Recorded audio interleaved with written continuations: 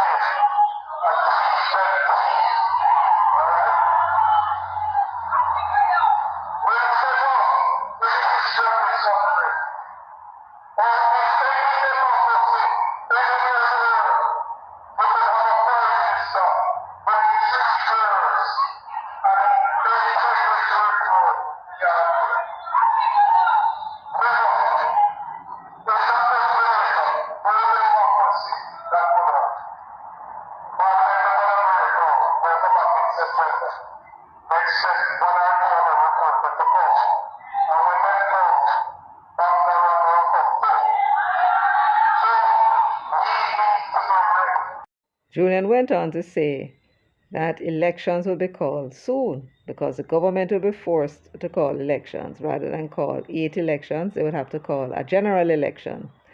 And he hinted somewhere, I don't think it's at that meeting, not quite sure, that he anticipates that the election will be called by December. That was their refrain. And when the election is called, they're going to be winning, 48 seats? Between 48 and 52 seats. That's them wet dream, right? Well, they were pinning all their hopes on this early call of the election on the adverse reports they were anticipating from the Integrity Commission, that there would be recommendations for the Prime Minister to be charged for what they did not say, and the illicit aid would be charged as well. And they would have been named by that time, because once the report comes to Parliament and it is tabled, the names of the persons will be revealed, because the IC will then put the report on their website. So we're looking forward to that. So this was what they were anticipating. Force an election, not by them now, but by the IC. And so far, based on what we were hearing, it kind of forced the government to leak, I suppose you might call it, if you can call what they do leaks, to the press, that yes, Holness' name did come up in the report, but that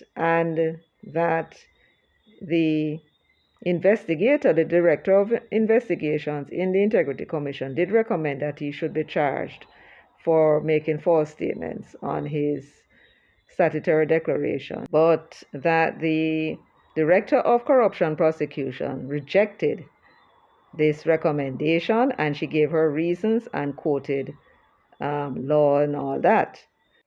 Now, let me caution here, everyone. Remember, we have not yet seen that report. We are relying on Nationwide News Network, and we know that after that fiasco election night in February of 2024, we kind of skeptical. But the thing is it's so detailed that it appears in any event to be true. And my neighbor is singing her heart out. She can't sing, you see, man? Here, listen.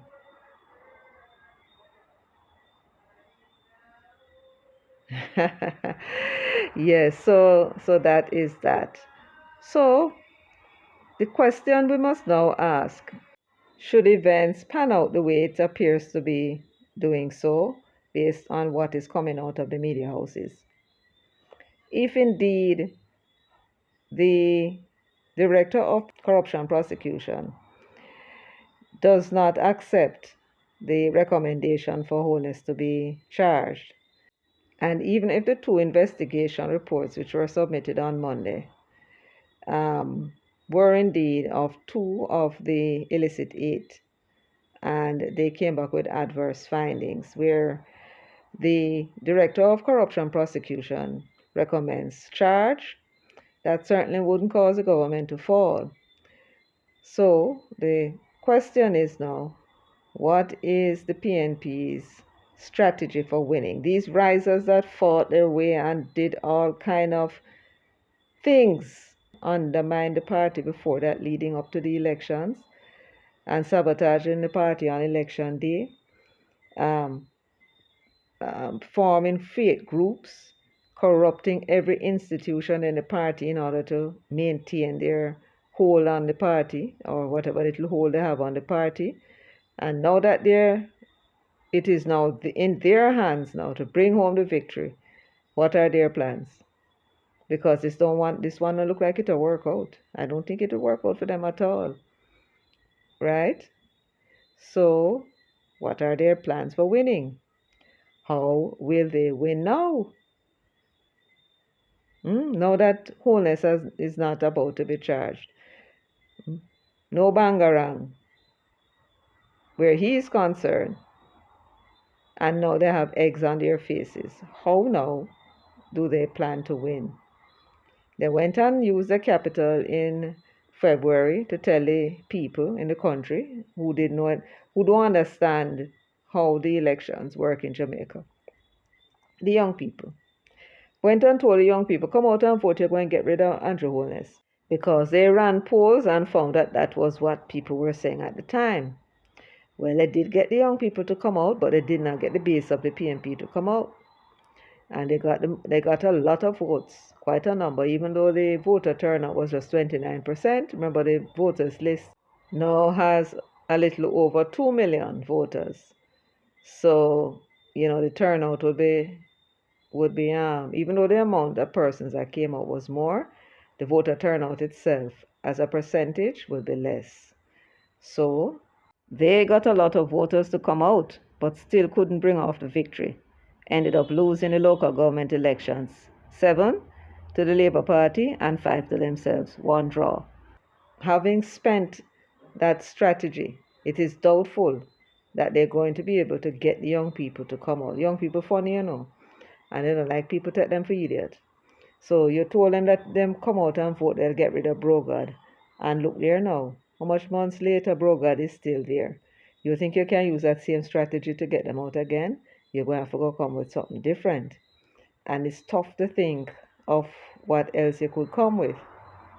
I guess you could come with some plans and thing. So you're going to do all sorts of things for them. Or do a wholeness to tell them about them going to get $18,000. And even though it was explaining how it got them think that them not working, them going to get $18,000.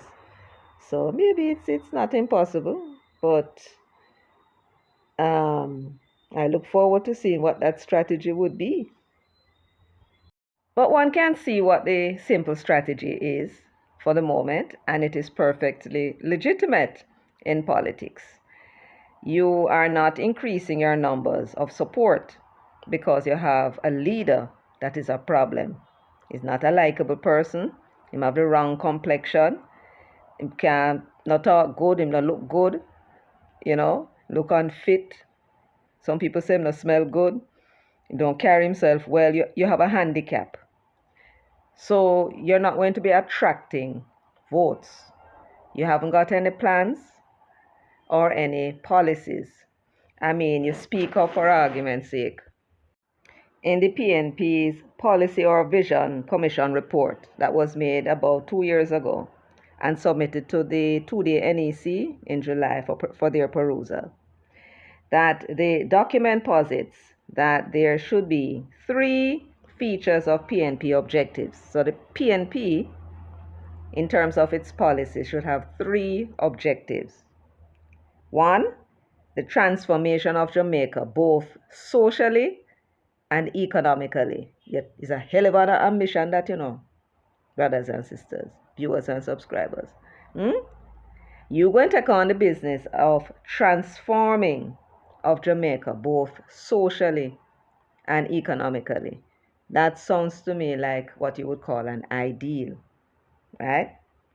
Something that is good, but whether you can bring it about is another matter. In other words, it's probably not achievable unless you make some fundamental changes. And they would have to have their idea of what that fundamental change or those fundamental changes should be, what laws need to be changed, what laws need to be in place, and what laws need to be removed or altered or amended. Follow me? So that's the number 1. Transformation of Jamaica, both socially and economically. That's the first objective.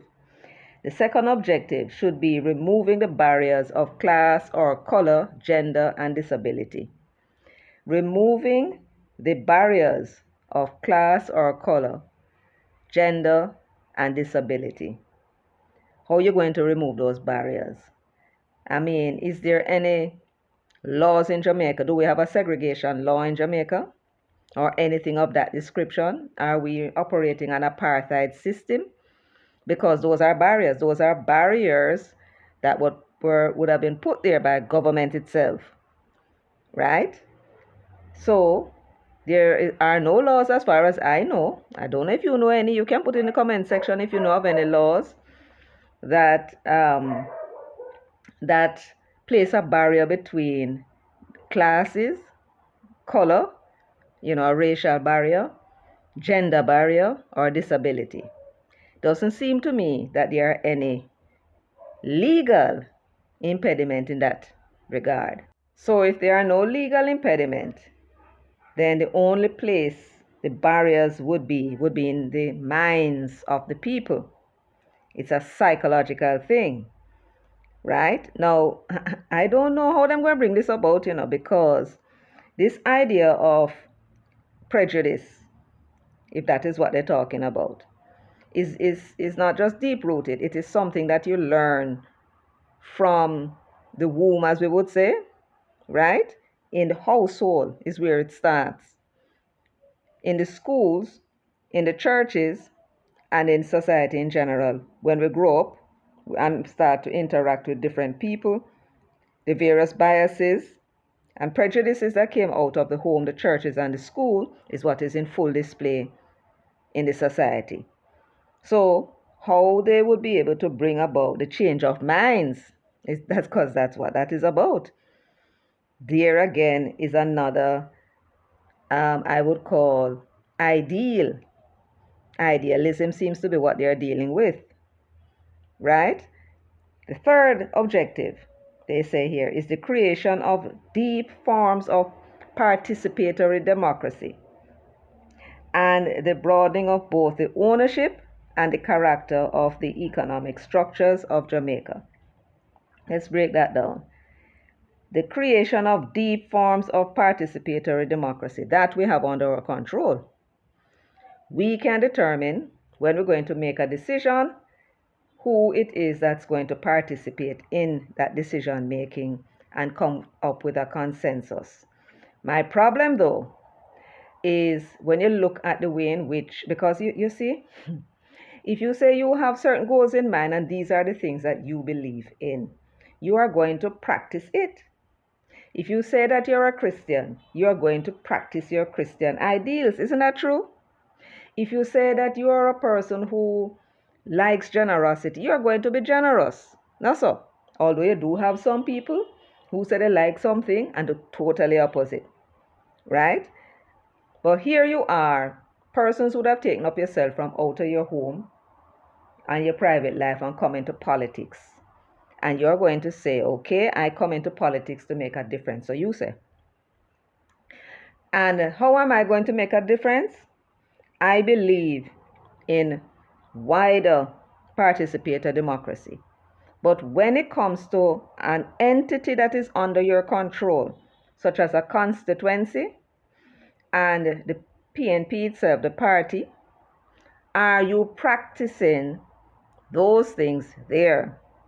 Because if you're not practicing participatory democracy in your constituency and you're not practicing it in the People's National Party, where you are in control, then people must take that with a grain of salt. You don't mean it.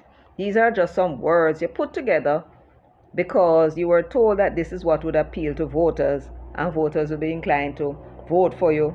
And if they weren't inclined to vote for you in the first place, they may come and vote for you. So this is not to be taken seriously. You do not believe in participatory democracy at all. You're a businessman who are accustomed, a group of you on a board, to come to decisions that you believe will make some more profits for you, right? You then go out and hire the best people. That's what you did with Proven. You went out and found the very best people, hire them, give them responsibilities, and at the end of the day, you hope to make a profit. During that period of time, you give orders, and those orders are carried out by your subordinates. That is a very different environment to what a political party is, because a political party is made up of volunteers. You may have some officers in the party may have who may be paid, but outside of that, all of the other people that is going to bring home the victory are operating as a team, as a single entity that is called the People's National Party, and they are for the most part volunteers. If you want them to do something, yeah, you provide them with lunch money, you provide them with transportation, but you're not giving them a salary. You can't pay people, for the work what they do for a political party, master. You can't pay them. So you depend on voluntary work. When it comes to voluntarism, that now is a different story. You can't give people orders. You have to speak to them nicely. You have to speak to them nicely. You have to listen to them. You have to be empathetic or when you are not. And you have to make yourself available. That is how political parties function. You're not paying anybody. You're asking them to do something, and you have to explain to them what it is and why it is you want them to do it. Right? Otherwise, they're not going to be motivated to do it. While in your business, you tell them you need this to be done, you're the boss, they carry it out. Different scenario.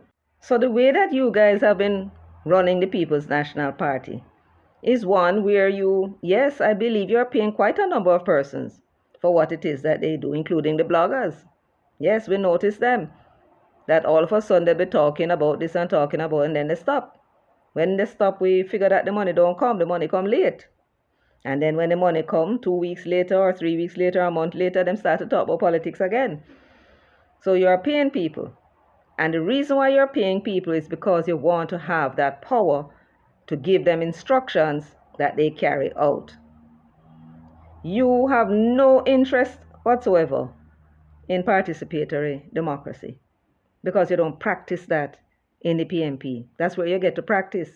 Whatever it is that you are doing in the PMP, should the people in this country fool enough to put Mark Golding, if we can't get rid of him in time, and they're stupid enough to put him, and by extension you, Peter Bunting, to run this country. The same thing we're not practicing at the PMP, which is all that we know, plus the sabotage, the undermining, the character assassination that we carry on with the comrades. That's what we know. That's what we brought on itself too. That is the corruption of your consciousness, as Norman Manley would say. It has now seeped into your DNA. You have any children now, them will pick up the same dirty qualities. You are no good, and your intentions towards this country cannot be good. So these words mean nothing. The second part of the third objectives said that you want to broaden both the ownership and the character of the economic structures of Jamaica. You want to broaden the ownership and the character of the economic structures in Jamaica. How you do that? You have two operations in Jamaica, two economic structures in Jamaica. You have the government and you have the private sector. Government on one side, employing over 100,000 people. Private sector, employing 1.2 million people. That's the structure, right? And then, of course, you have the household from where the workers come from, and the owners and the business people and all that, and government people, and politicians, of course. So that's the basic structure of the economy of this country. When you say you want to broaden the ownership, you're talking about ownership of the economy, right? How do you broaden the ownership of the economy? You would be talking about the production. So you want to broaden the production ownership. You're talking about the lands. You're talking about the money side of it, the capital. So those are the factors of production. Those are what you're talking about. You want to broaden ownership in those things. How do you go about doing that? Because if it is offshore banking that you have in mind, that is certainly not going to broaden the ownership in the economy. That's just further for big business, people abroad with money. Up till now, in that and in those three objectives, we have not heard one word for what it is you plan to do for workers. They are the engine of any society. But you are planning an economy for the benefit of capital, those persons with money, because you're a capitalist, and that is what you believe in. But what it is, my viewers and my subscribers, remember to like up the video, man. You like it up yet? Yes? Well, thank you very much. I appreciate that. And if you haven't subscribed, remember to hit that subscribe button, all right? Yes, go ahead and do it now. I'm waiting for you. Good. So, what it is that you notice about these three objectives in this Policy Vision Commission report of the People's National Party, which was obtained after they consulted with the leadership and membership and all of those other people. Well, I didn't tell you that that is what it was, but that is what they did. They consulted with the diaspora, they consulted with persons, stakeholders in society, their leadership of the PNP. They went into 17 constituencies to do a little survey. They were particularly interested in what the ideological views were. I suppose they wanted to know if people still calling themselves democratic socialists or them done with the ideology business, which would now allow them to bring in their ideology they were calling the democratic left. And I will get into that another time. So that was what they did. Now, having gone and put this policy, three objectives in the policy document, what have you noticed about them? Yes, they are all long-term objectives. These are long-term objectives, but we have some very serious short-term problems. And if they are planning to solve our problem with long-term policies, then they are not going to be able to achieve those goals unless they have policies and plans for short-term fix to the problems that we have that requires short-term fixing. For example, we have a crime situation, which I can tell you from now, no matter what they do, no care what them do and how efficient the police is, this particular structure and system that we operate, which is a Western system, white man foolishness, can't solve that problem. On the continent of Africa, they never had prisons, they never had insane asylum, and they did not have juvenile delinquent centers. And some of those tribes were bigger than Jamaica, covering territories bigger than many times bigger than Jamaica. Right? You're talking about 10 million population and more under a king, and they never had a prison. Right? That was because they were practicing a social and economic order which lends to that, well, how should I put it? Inclination of the members of that group to follow the traditions, obey the rules, and ensure that others do the same. A large part of it was fear. They practiced an ancestral divination system because they say we understood that we are no more than the end product of a line of people stretching back millions of years. We are simply the newer version of them, combined in a slightly different way. But all of our attitudes that we have and the way in which we respond to our environment, it's coming from those people that are in our bloodline. We know that, and that's what our people knew on the continent, and that's why they were practicing that particular social order, which the Europeans found it very necessary to destroy and replaced with a commodities society, where everything is a commodity, including people. So, this that they are telling us are long-term objectives, no short-term fixes to our social issues. And it is telling you really that these boys are operating solely on their own personal ambitions. I understand Peter Bunting promised his daddy on his deathbed that he was going to be Prime Minister of Jamaica. Make I tell you something? Until that man's eyes are closed forever, this country will know no peace. No peace. He's 64 years old, quite healthy. So, of course, we may have some time with him yet. That ambition of his may quench every now and then, but then it's going to resurge. And every now and then you see it. He's dormant, he's not doing anything. All of a sudden, come out and going on like him are the leader. Until we thump him and punch him and, and mash him down and him draw back into his shell. You don't see them practicing any social transformation in the constituencies that they operate.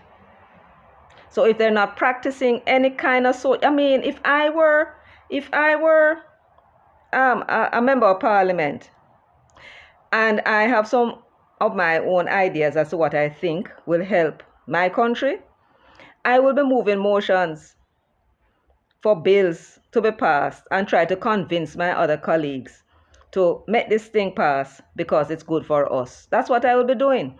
And even though the Constitution gives the principal policy making for Jamaica to the cabinet, we know what the cabinet policies are. You can still operate within that framework and try and get legislation passed to benefit the people. That's why you are there, right? So when you look at the all of them, yes, I know some people not going to like it, but when you look at all of these politicians, they want what they want, but as to why they want it is for no other reason than selfish reasons. But when they get there, they still have to do something for us because without that, we're not going to keep them there. There is already a government in place, and you want to replace that government. Where are the solutions to the problems of the country? Is this that you think that it's a plantation and all you need to do is find yourself into the great house and you don't have to do anything for the people, you just do what you feel like do because the great house belongs to you? You on the other side? Where are the short-term fixes? You were there, Peter Bunting, and you talk about you were able to bring down crime. 1002 was the lowest the murder rate was.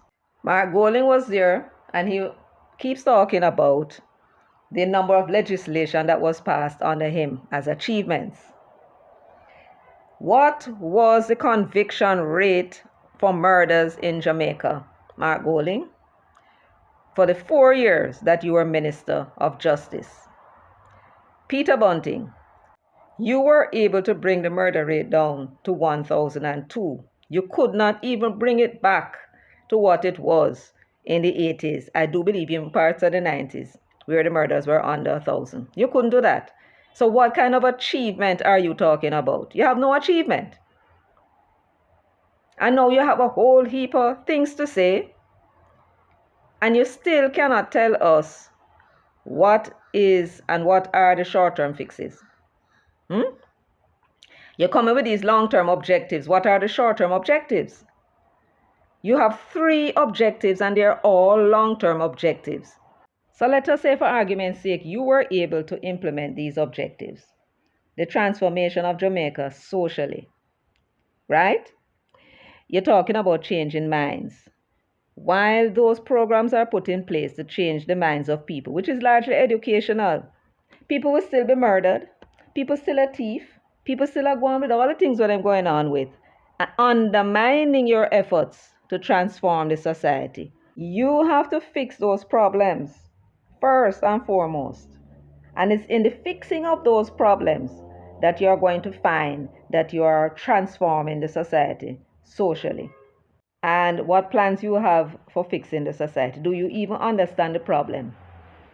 A lot of people think that poverty is the problem, but you have a lot of poor people not committing crime. Decent, law-abiding citizens, very decent. A lot of poor people find a way to earn without thieving and robbing and shooting people. Right? Thousands and thousands of them. Only a few of them misbehaving. So you need to first understand the problem before you can solve it. So this is telling me that you boys fought your way into the leadership of the People's National Party without having any idea as to what it is you want to do for Jamaica, because it is not about Jamaica. It is about your own personal ambition. Being Prime Minister Bunting, that's all you want to be. Prime Minister Golding, right? That's what this is about. And who can get ministerial positions and who can get ministerial positions. That's what it is all about. You guys are not about the people's business. You are 2 capitalist hustlers with a company proven management that is struggling badly, and you desperately need to form the government. And you don't care who you have to bring down, what you have to destroy. You will destroy every institution. You tried it with the Electoral Office in February, doing it to the Integrity Commission, using them to achieve your own narrow political interests. Anyway, folks, that's it for me today. Thank you so much for joining me. Please remember to like the video, share, and subscribe. Leave your comments in the comment section. Until next time, take good care of yourself and walk good.